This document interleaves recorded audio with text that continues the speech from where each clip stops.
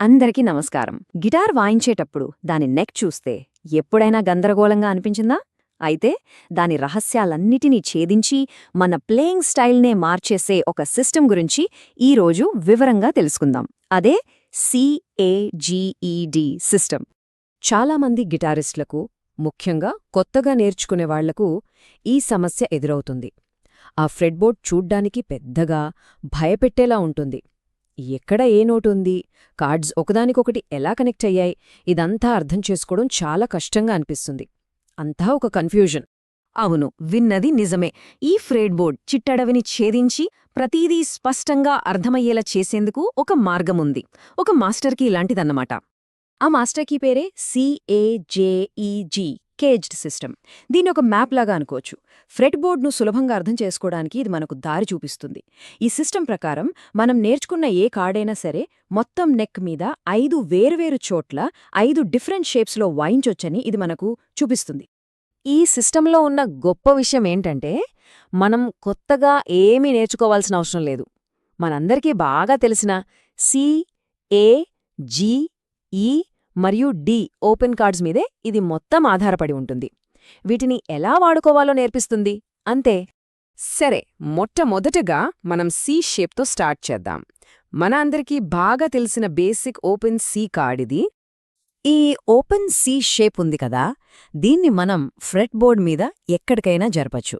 చూపుడు వేలుతో ఒక బార్ క్రియేట్ చేసి, అంటే ఒకేసారి కొన్ని స్ట్రింగ్స్ నొక్కిపట్టి ఈ షేప్ను ముందుకు జరిపామనుకోండి, అది వేరే కార్డ్ అవుతుంది. ఉదాహరణకు ఇదే షేప్ను 5వ ఫ్రెట్ దగ్గర వాయిస్తే అది ఎఫ్ కార్డ్ అవుతుందన్నమాట. ఓకే, దీని తర్వాత వచ్చేది ఏ ఆకారం. ఇది కూడా మనకు చాలా ఫెమిలియర్ షేపే. మనకు తెలిసిన ఓపెన్ ఏ కార్డ్ని ఒకసారి ఊహించుకోండి. ఇప్పుడు చూపుడు వేలితో 3వ ఫ్రెట్ దగ్గర బార్ పెట్టి మిగిలిన వేళ్లతో అదే ఏ షేప్ వాయిస్తే ఏమవుతుంది? మ్యాజిక్! అది సి కార్డ్ అవుతుంది. కాని షేప్ మాత్రం ఏ షేప్. చూసారా, కార్డ్ మారింది, కాని ఆకారం మాత్రం అదే. ఇప్పుడు మనం జీ ఆకారానికి వచ్చాం. ఇది మిగతా వాటితో పోలిస్తే కొంచెం భిన్నంగా, చాలా స్పెషల్గా ఉంటుంది. జీ ఆకారంలో ఉన్న స్పెషాలిటీ ఏంటంటే, దీన్ని నెక్ మీద పైకి జరిపినప్పుడు కూడా కొన్ని ఓపెన్ స్ట్రింగ్స్ మోగుతూనే ఉంటాయి. ఇది చాలా యూనిక్ సౌండ్ను ఇస్తుంది. మొదట్లో ఇది పట్టుకోవడానికి కొంచెం కష్టంగా అనిపించొచ్చు, కాని ప్రాక్టీస్ చేస్తే అద్భుతమైన రిజల్ట్స్ వస్తాయి. బహుశా మనలో చాలామందికి బాగా తెలిసిన, ఎక్కువగా వాడే బార్ కార్డ్ షేప్ ఇదేనేమో. గిటార్ నేర్చుకునేటప్పుడు చాలామంది మొదట నేర్చుకునే బార్ కార్డ్ ఏది? F card, correct? అది ఈ ఆకారం నుంచే వస్తుంది. సింపుల్గా ఓపెన్ ఈ కార్డ్ను ఒక ఫ్రెట్ ముందుకు జరిపి బార్ పెడితే ఎఫ్ వస్తుంది. 3వ ఫ్రెట్కి జరిపితే జీ, 5వ ఫ్రెట్కి జరిపితే ఏ, ఇలా సాగిపోతూనే ఉంటుంది. ఇక సిఏజీడ్ సిస్టంలో మన ఫైనల్ షేప్ డి ఆకారం గురించి చూద్దాం. డి ఆకారాన్ని ఎక్కువగా నెక్ మీద పైభాగంలో వాయిస్తారు. ఉదాహరణకి 2వ ఫ్రెట్ దగ్గర బార్ పెట్టి ఈ షేప్ వాయించామనుకోండి, అది ఈ కార్డ్ అవుతుంది. ఇలా వాయించడం వల్ల పాటలకి చాలా అందమైన హై పిచ్ సౌండ్స్ యాడ్ అవుతాయి.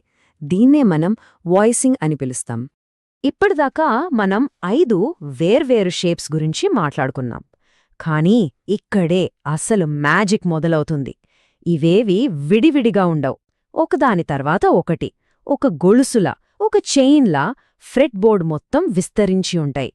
రైట్, ఇప్పుడు ఈ చైన్ ఎలా పనిచేస్తుందో ప్రాక్టికల్గా చూద్దాం. ఉదాహరణకు సి మేజర్ కార్డ్ తీసుకుందాం. మొదట మన రెగ్యులర్ ఓపెన్ సి షేప్ వాయిస్తాం.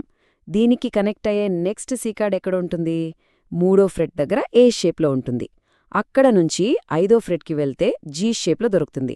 ఆ తర్వాత 8వ ఫ్రెట్ దగ్గర ఈ షేప్, ఫైనల్గా 10వ ఫ్రెట్ దగ్గర డి షేప్. చూసారా, సి, ఏ, జీ, ఈ, డి అక్షరాల ఒక గొలుసు. ఒకే ఒక సి కార్డ్ మొత్తం నెక్ మీద ఎలా పాకిపోయిందో చూడండి.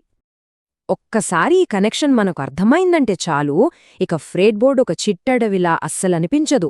ప్రతి కార్డ్ ఎక్కడెక్కడుందో మనకు స్పష్టంగా తెలిసిపోతుంది. మన చేతికి పూర్తి స్వేచ్ఛ వచ్చేస్తుంది. మరి ఈ నాలెడ్జ్తో ఏం చేయొచ్చు? చాలా చేయొచ్చు. పాట మధ్యలో కొత్త సౌండ్స్ కావాలా? సింపుల్గా నెక్ మీద పైకి వెళ్ళి అదే కార్డ్ను వేరే షేప్లో వాయించొచ్చు. సొంతంగా సోలోలు క్రియేట్ చేయాలనుకుంటున్నారా? ప్రతి కార్డ్ యొక్క నోట్స్ ఎక్కడ ఉన్నాయో ఇప్పుడు మనకు తెలుసు. ఇది కేవలం థియరీ కాదు, మన మ్యూజిక్కు కొత్త స్వేచ్ఛను ఇచ్చే ఒక పవర్ఫుల్ టూల్. మనం గుర్తుంచుకోవాల్సిన అతి ముఖ్యమైన విషయం ఇదే. మనం 5 వేర్వేరు షేప్స్లో వాయిస్తున్నా సరే, అవన్నీ ఒకే కార్డ్ యొక్క విభిన్న స్వరాలు మాత్రమే. ఈ ఒక్క ఐడియాను మనసులో పెట్టుకుంటే మొత్తం ఫ్రెడ్బోర్డ్ మీద మనకు పూర్తి పట్టు దొరికినట్టే. ఇప్పుడు ఫ్రెడ్బోర్డ్ రహస్యాలన్నీ మన ముందున్నాయి. దాన్ని అన్లాక్ చేసే తాళం చెవి మన చేతిలో ఉంది. మరి ఈ కొత్త జ్ఞానంతో మన సంగీత ప్రయాణంలో మన అన్వేషణను ఎక్కడ్నుండి మొదలుపెడదాం? ఆలోచించండి.